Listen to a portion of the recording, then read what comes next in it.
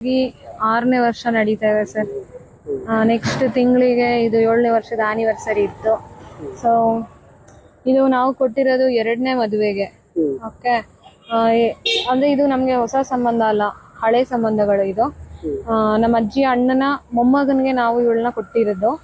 So ಮದುವೆ ಹೊಸರಲ್ಲಿ usually ಎಲ್ಲಾನು ಚೆನ್ನಾಗೇ ಇರುತ್ತೆ ಅಂತಾರಲ್ಲ, ಹಾಗೆ ಎಲ್ಲಾನು ಚೆನ್ನಾಗೇ ಇತ್ತು. ಏನು ಅಂತಂದ್ರೆ ಮಕ್ಕಳ ವಿಷಯಕ್ಕೆ ಸುಮ್ಮನೆ ಅವಳನ್ನ ಮಾನಸಿಕವಾಗಿ ಹಿಂಸೆ ಮಾಡಿ ಮಾತಾಡಿ ಅವಳನ್ನ ಈ ತರ ಹಿಂಗೆ ಸಾಯಿಸ್ಬಿಟ್ರು. ಮಾತಾಡಿನೇ ಸಾಯಿಸ್ಬಿಟ್ರು. ತುಂಬಾ ಮಾನಸಿಕ ಕಿರುಕುಳ ಕೊಟ್ಟಿದ್ದಾರೆ. ಅವಳು ಅಷ್ಟಾಗಿ ಏನು ಮಾಡ್ಕೊಳ್ಳೋಳಲ್ಲ, ತುಂಬಾ ಗಟ್ಟಿಗಿತ್ತಿ ಹುಡುಗಿ.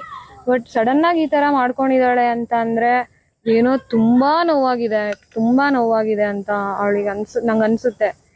ಬಟ್ ಹ್ಯಾಂಗ್ ಮಾಡ್ಕೊಂಡಿರೋ ಮಾರ್ಕ್ ಎಲ್ಲ ಇದೆ ನೋಡಿದಾಗ ತುಂಬಾ ಬೇಜಾರಾಗಿದೆ ಸರ್. ತುಂಬಾ ಆತ ಬಂದು ಮಗ್ಗ ಬಿಡ್ತಾ ಇದ್ರು ಸರ್, ಅತ್ತೆ ಬಂದು ವೈಡಿಂಗ್ ಬಿಡ್ತಾರೆ. ಅವ್ರಿಗೆ ಸ್ವಂತ ಜಾಗಗಳಿವೆ, ಜಮೀನಿದೆ, ಸ್ವಂತ ಮನೆ ಇದೆ, ಮಗ್ಗ ಇದೆ. ಹೇಳ್ಕೊಳ್ಳೋದಕ್ಕೆ ಅವರು ಕೋಟ್ಯಾಧಿಪತಿಗಳೇ ಹೌದು, ಆದ್ರೆ ತಂಗಿನ ನೋಡ್ಕೊಂಡಿದ್ದು ಅಷ್ಟರಲ್ಲೇ ಇತ್ತು. ಯಾರಿಗೆ ಸರ್?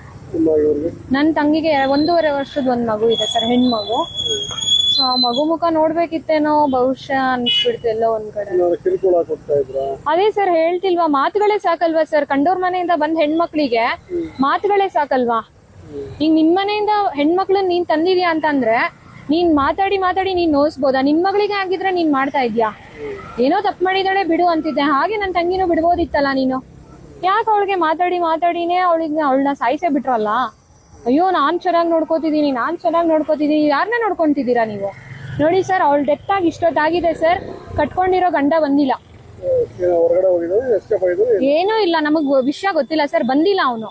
ನಿಂದೇನು ತಪ್ಪಿಲ್ಲ ಅಂದ್ರೆ ನೀನ್ ಬರ್ಬೇಕಿತ್ತು.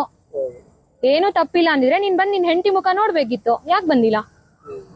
ಸೊ ಇಷ್ಟರಲ್ಲೇ ನೀವು ಅರ್ಥ ಮಾಡ್ಕೋಬೇಕು ಏನ್ ನಡೆದಿದೆ ಅಂತ. ಸರ್ ಅರುಣಶ್ರೀ ಅಂತ, ನಾನು